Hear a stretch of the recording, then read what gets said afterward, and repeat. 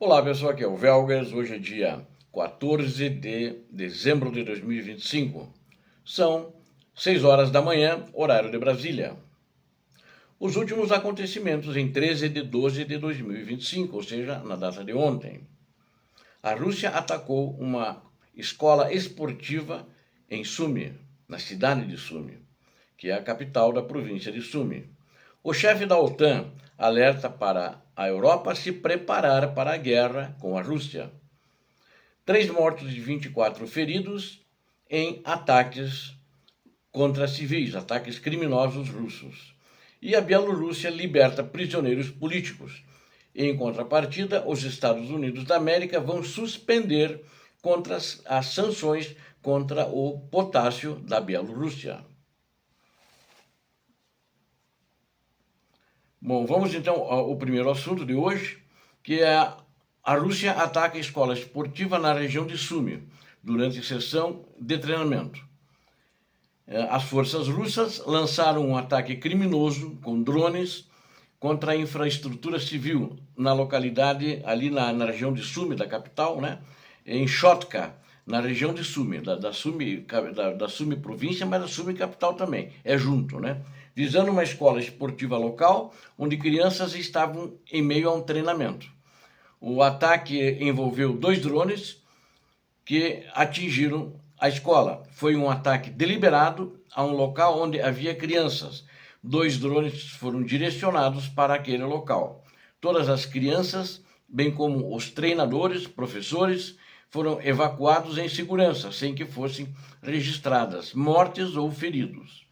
Em entrevista, a treinadora Lilia Trofemenko descreveu o momento em que o drone atingiu o prédio. Ouvimos o alarme e imediatamente depois de uma explosão, da primeira explosão, não havia nenhum alerta de ataque aéreo, mas as crianças estavam treinando em um ginásio térreo.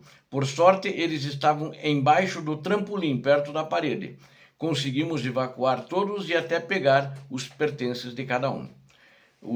Então, vejam como é que é a situação. Eles sabem, eles atacaram de dia, num horário de aula, crianças, né? É uma escola esportiva na região da capital, Sumy, numa localidade chamada Shotka, né? E que coisa, né? Mais uma vez a Rússia fazendo seus crimes de guerra contra civis e contra crianças.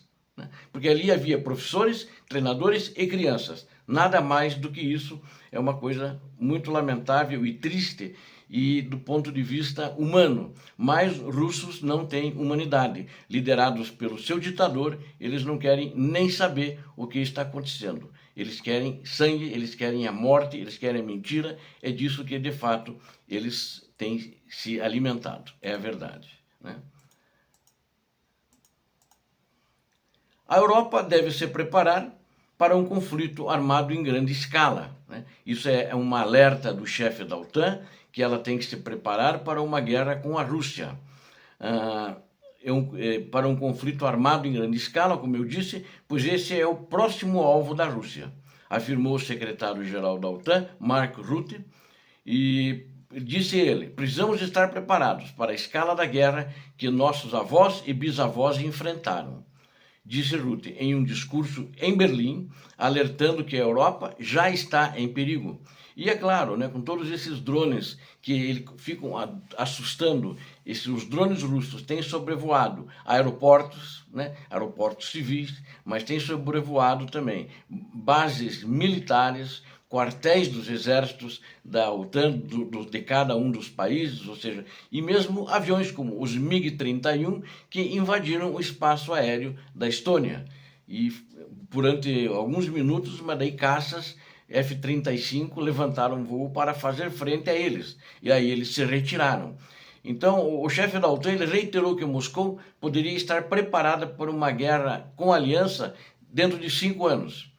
Então, é uma preocupação que ele está fazendo eco, inclusive, a outros líderes europeus que já têm dito isso, né? E, inclusive, diplomatas de alto nível da Europa, e eles acham que essa ameaça existe porque até foi colocada claramente pelo ditador da Rússia depois que começou a invasão em grande escala, a segunda fase, né? Porque a invasão da Ucrânia foi em 2014. Em 2022 eles fizeram a invasão em grande escala no dia 24 de fevereiro, a partir de então, em 2022. E a partir daí que essa preocupação ficou mais clara e principalmente que eles começaram a ameaçar a Europa com armas nucleares e com invasão de tropas. As preocupações foram ainda mais alimentadas pelas violações do espaço aéreo aliado por aviões de guerra e drones russos, bem como pelo aumento dos casos de sabotagem, cyberataques e espionagem ligados aos serviços de inteligência russo, que aconteceram muitas vezes esse ano nos países da União Europeia. O Rutte afirmou que o conflito está à nossa porta, pois a Rússia trouxe a guerra de volta à Europa. Ele também alertou contra a complacência diante dessa crescente ameaça, instando a um apoio mais forte à Ucrânia e a um rápido aumento nos gastos e na produção de defesa. A Rússia não está dando espaço, não está dando intervalo e ela, na realidade, não está nem preocupada com o seu povo. O dinheiro que entrar, se ela, a mínima recuperação econômica que ela venha a ter depois de um cessar-fogo ou acordo de paz assinado com a Ucrânia, ela vai investir tudo em armamento para continuar. Quem vai ficar rico são os oligarcas, os dirigentes, as forças de segurança, os mandatários, né? E o governo, o ditador e a sua máfia do Kremlin. Eles vão ficar muito bem, o povo russo vai continuar cada vez mal, pior, mas vão se preparar para a guerra e vão ser mandados para morrerem agora contra os países da Europa nessa segunda fase. Enquanto isso, pelo menos 3 pessoas morreram, né? E 35 ficaram feridas em ataques russos contra a Ucrânia nas últimas 24 horas. É outro crime, também feito pelo ditador da Rússia. A Força Aérea Russa ela lançou 80 drones contra a Ucrânia durante a noite, né? E drones, a maioria deles foi abatido, mas assim mesmo alguns acertaram alvos que vieram a provocar esses ferimentos nas mais diversas regiões, tá? Como em Donetsk, Dnipropetrovsk, Kherson, Kharkiv. Então eles atacaram essas regiões de uma maneira criminosa e os alvos civis, como em Sumi também aconteceu na mesma data que eu relatei, civis, crianças, lá especificamente eram crianças. E eles sabiam para onde estavam mandando o drone, sabiam para onde eles mandam esses drones. Enquanto isso, parece que o ministro de Relações Exteriores da Rússia, o Lavrov, está voltando à cena, né? Parece que o Putin deu uma canja para ele já fez uma declaração sobre esse ataque. Diz que esses ataques que foram feitos ontem foram ataques contra alvos militares. Lá não tinha nada de civil. Lá tinha apenas concentrações de tropas ucranianas e tinha depósitos de armamento e munição.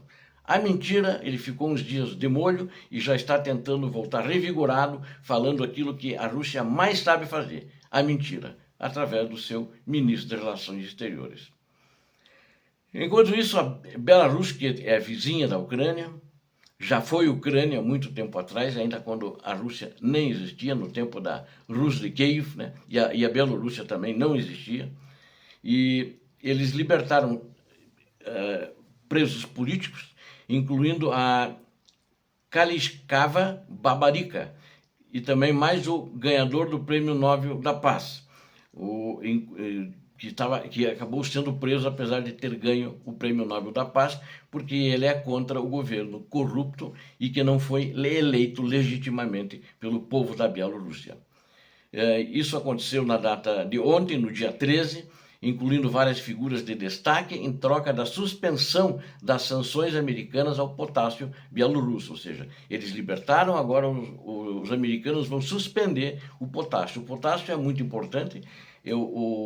A Bielorrússia é um grande produtor de potássio, eles são até sócios da máfia do Kremlin para produzir esse potássio, e eu inclusive estive visitando há muitos anos atrás a Bielorrússia para ver esse tipo de negócio, tá? E eles são muito grandes, não digo que são os maiores do mundo, mas eles são muito grandes na produção de potássio, e o Brasil é um dos compradores de potássio que ele usa para fazer adubo, né? Dos libertados, 114 foram transferidos para a Ucrânia, incluindo figuras proeminentes da oposição como a Maria Kaliskava e Victor Babarika, ex-candidato à presidência nas controversas eleições de 2020, onde o atual ditador não ganhou, mas como ele tinha o exército com ele, ele ficou. Um exército traidor que traiu, junto com ele, traiu o povo da Bielorrússia. E também o laureado do Prêmio Nobel da Paz, Ales Bialystsky, também foi libertado. Eles foram todos mandados para a Ucrânia, estão livres, parece que estão bem, fizeram exames médicos e à medida que surge em meio a essa aproximação entre Washington e Minsk, né, após o levantamento das sanções, a Companhia Aérea Nacional da Belávia também, em novembro, já foi suspensa as sanções contra ela. Isso foi também colocado no pacote de negociações para libertar esses presos. Conforme as instruções do presidente Trump, os Estados Unidos vão suspender as sanções sobre o potássio, também disse o enviado presidencial dos Estados Unidos da América, a Minsk, o senhor John Kohler, em 13 de dezembro, após uma reunião com o ditador da Bielorrússia, Alexander Lukashenko. Então, essa relação, quem conseguiu essa liberação, na realidade,